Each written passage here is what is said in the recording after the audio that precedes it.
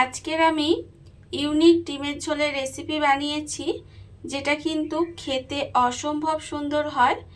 একই রকম ডিমের ঝোল রান্না না করে একটু যদি অন্য রকমভাবে রান্না করা যায় তাহলে কিন্তু খেতে ভীষণ ভালো লাগে। নমস্কার বন্ধুরা, শ্রাবণী রান্নাঘরে আপনাদের সবাইকে স্বাগত জানিয়ে আমি প্রতিদিনের মতো আবারও আজকের একটা রান্নার ভিডিও নিয়ে আপনাদের সামনে চলে এসেছি। আজকের আমি আপনাদের ইউনিক ডিমের ঝোলের রেসিপি বানিয়ে দেখাবো। আশা করি আপনাদের ভালো লাগবে। তার জন্য কিন্তু আমার পুরো ভিডিওটা আপনাদের দেখতে হবে। আর দেখা শুরু করার আগে একটা লাইক দেবেন, সুন্দর একটা কমেন্ট করবেন আর শেয়ার করতে ভুলবেন না। তাহলে চলুন আজকের আমি এই রান্নাটা কিভাবে করি সেটা আপনারা একবার দেখে নিন। রান্নাটা করার জন্য প্রথমে আমি এখানে 3টে ডিম নিয়ে নিয়েছি। আর ডিমটাকে কিন্তু এখানে ভালোভাবে সিদ্ধ করে নিয়েছি। সিদ্ধ করে দেখুন গায়ে কিন্তু একটু কাট লাগিয়ে নিয়েছি।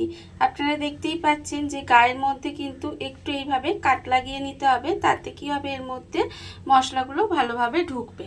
এইবারে আমি এর মধ্যে দিয়ে দেব, প্রথমে দেব এখানে নুন। এখানে কিন্তু অল্প সামান্য একটু নুন দেব। আর দেব আমি এখানে হলুদের গুঁড়ো, খুব অল্প সামান্য একটু হলুদের গুঁড়ো দিতে হবে। আর আমি দেব এর মধ্যে অল্প একটু লঙ্কার গুঁড়ো, অল্প একটু কিন্তু লঙ্কার গুঁড়ো দিয়ে দিলাম। দিয়ে ডিমের মধ্যে কিন্তু এই মশলাগুলো প্রথমে খুব ভালোভাবে একটু মাখিয়ে নেব।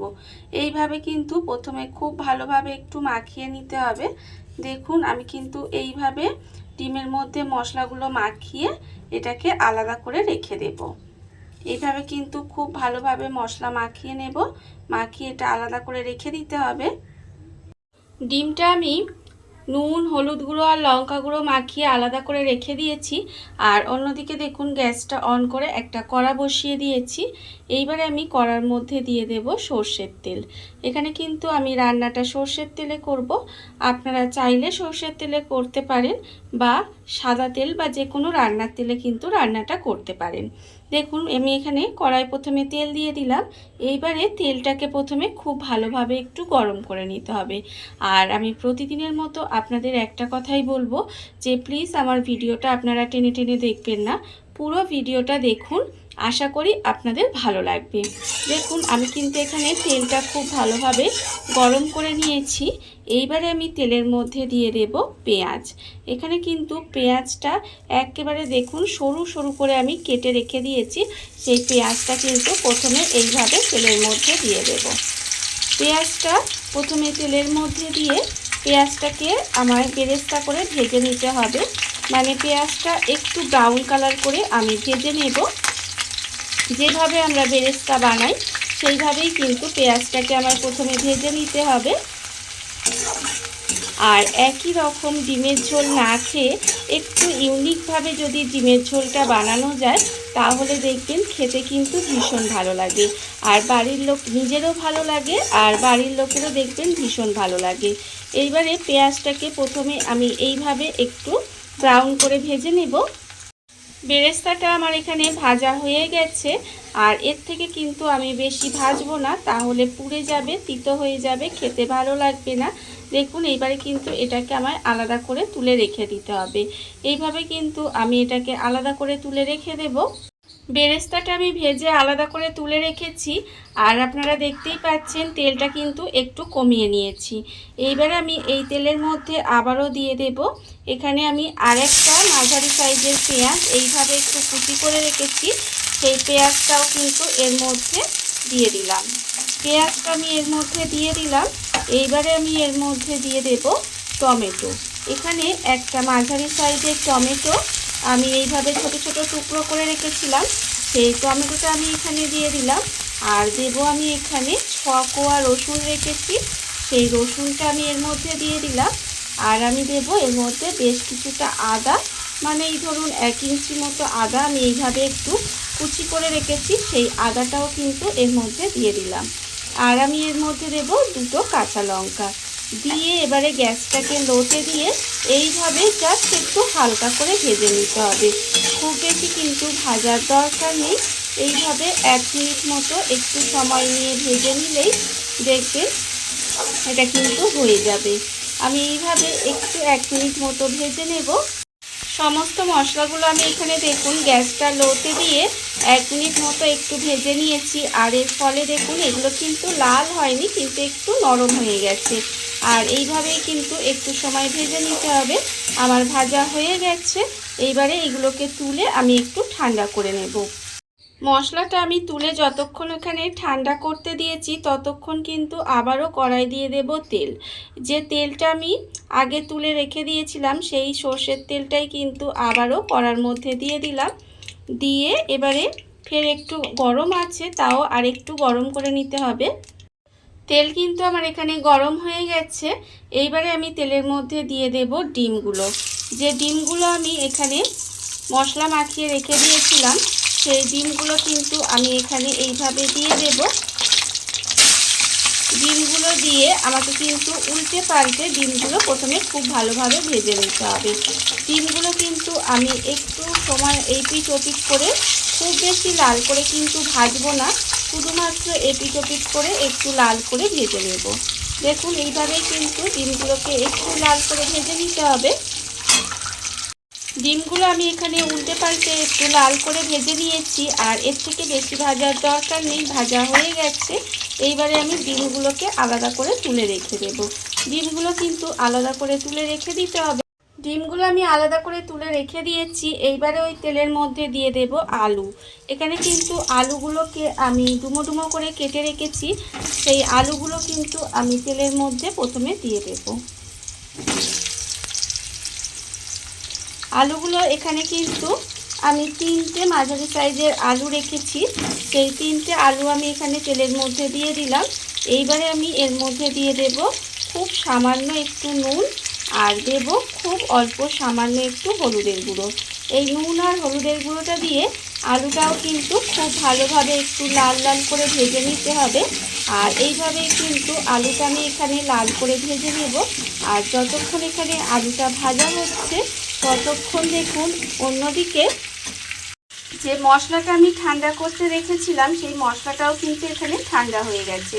এইবারে এখানে একটা আমি মিক্সির জার নিয়েছি। সেই মিক্সির জারের মধ্যে কিন্তু এই মশলাটা দিয়ে দেব। আর এটা কিন্তু অবশ্যই ঠান্ডা করে দেবেন। দেখুন এইভাবে মিক্সির মধ্যে কিন্তু আমি দিয়ে দিয়েছি। দিয়ে এর মধ্যে কিন্তু আর কোনো রকম আমি জল দেব না, এই মশলাটাই কিন্তু পেস্ট করে নেব। মশলা আমার এখানে রেডি হয়ে গেছে। মশলা কিন্তু আমি এখানে রেডি করে নিয়েছি। আর অন্যদিকে দেখুন আলুটা আমি যে এখানে ভাজতে দিয়েছিলাম সেটাও কিন্তু এখানে একেবারে লাল লাল করে ভাজা হয়ে গেছে। এইবারে আমি আলুটাকে আলাদা করে তুলে রেখে দেব। আলুটা আমি আলাদা করে তুলে রেখে দিয়েছি। এইবারে ওই তেলের মধ্যে আমি রান্নাটা করব।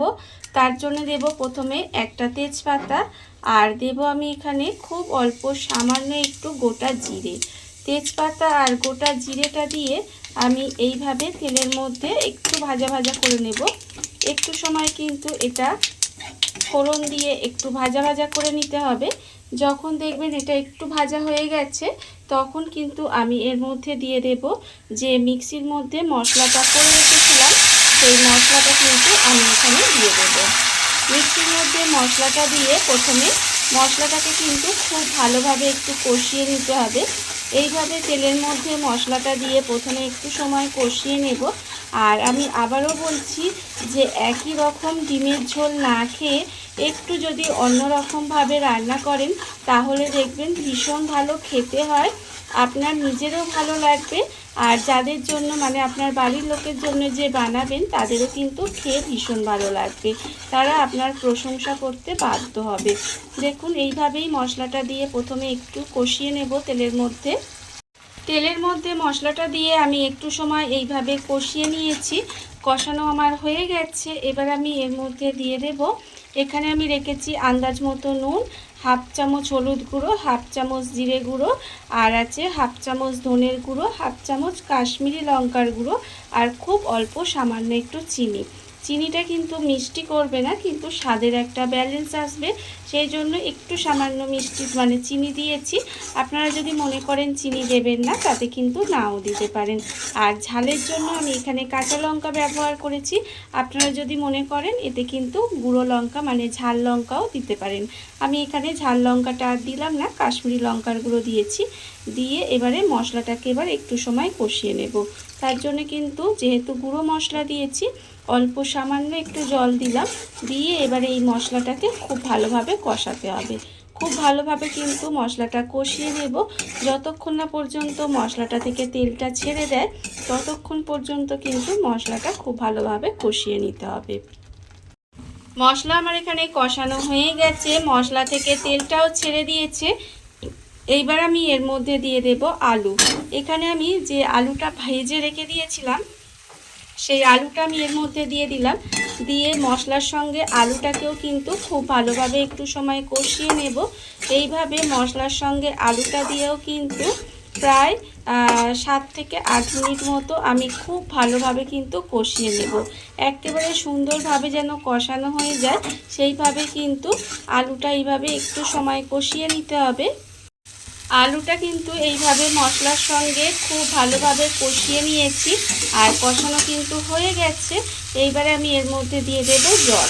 এখানে মিক্সিটা ধুয়েই কিন্তু আমি জলটা দিয়ে দেব, কারণ মিক্সির মধ্যে অনেকটা মশলা লেগেছিল। সেই মশলাটা আমি ধুয়ে জল দিয়ে দিলাম। দেখুন এখানে কিন্তু একটু বেশি জল দিলাম, যেহেতু বলেছি ডিমের ঝোল, আমি একটু বেশি জল দিয়েছি। দিয়ে এইবারে এটাকে কিন্তু আমার কিছুক্ষণ এইভাবে রান্না হতে দিতে হবে। মানে যতক্ষণ না আলুটা ভালোভাবে সেদ্ধ হয়ে যায়, ততক্ষণ কিন্তু আমি এইভাবে একটু সময় রান্না করে নেব। গ্যাসটা লোতে দিয়ে আমি এইভাবে বেশ কিছুক্ষণ ঢাকা দিয়ে আলুটা কিন্তু সেদ্ধ করে নিয়েছি। আর এখানে কিন্তু আলু আমার একেবারে সেদ্ধ হয়ে গেছে। আপনাদের দেখাই, দেখুন, দেখতেই পাচ্ছেন আলু একেবারে সেদ্ধ হয়ে গেছে। যখন দেখবেন আলু সিদ্ধ হয়ে গেছে, তখন আমি এর মধ্যে দিয়ে দেব ডিমগুলো। এখানে কিন্তু ভাজা ডিমগুলোও দিয়ে দিতে হবে। ভাজা ডিমগুলো দিয়ে আবারও কিন্তু এটা একটু মিশিয়ে দেব। এইভাবে কিন্তু একটু মিশিয়ে দিতে হবে।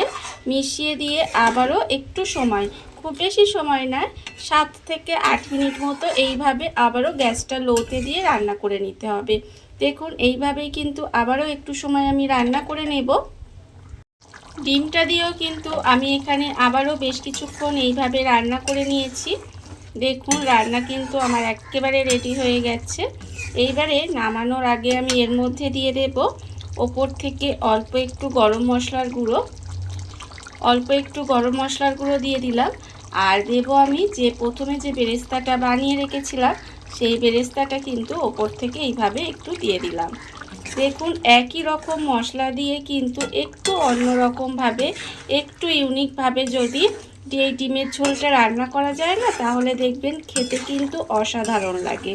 ডিমের ঝোল আমার একেবারে রেডি হয়ে গেছে। এইবারে আমি গ্যাসটা অফ করে দেব, তারপরে আপনাদের পরিবেশন করে দেখাবো ঠিক কেমন হলো। দেখুন বন্ধুরা, বাড়িতে থাকা কত অল্প উপকরণে, কত অল্প সময়, কত সুন্দর একটা ইউনিক ডিমের ঝোলের রেসিপি তৈরি হয়ে গেছে। আপনারা দেখতেই পেলেন। আর এটা কিন্তু খেতে অসম্ভব সুন্দর হয়। এটা আপনারা রুটি, লুচি, পরোটা যে কোনো কিছুর সাথে কিন্তু খেতে পারেন, ভীষণ ভালো লাগে খেতে। আর এই ভিডিওটা যদি আপনাদের ভালো লেগে থাকে, আপনারা যদি ফেসবুক থেকে দেখে থাকেন, পেজটি ফলো করে দেওয়ার অনুরোধ রইল। আর যদি ইউটিউব থেকে দেখে থাকেন, চ্যানেলটি সাবস্ক্রাইব করে নেওয়ার অনুরোধ রইল। তাহলে চলুন ভিডিওটা আমি এখানেই শেষ করছি। আপনারা সবাই ভালো থাকবেন, সুস্থ থাকবেন। আবারও হাজির হব নতুন কোনো রান্না নিয়ে।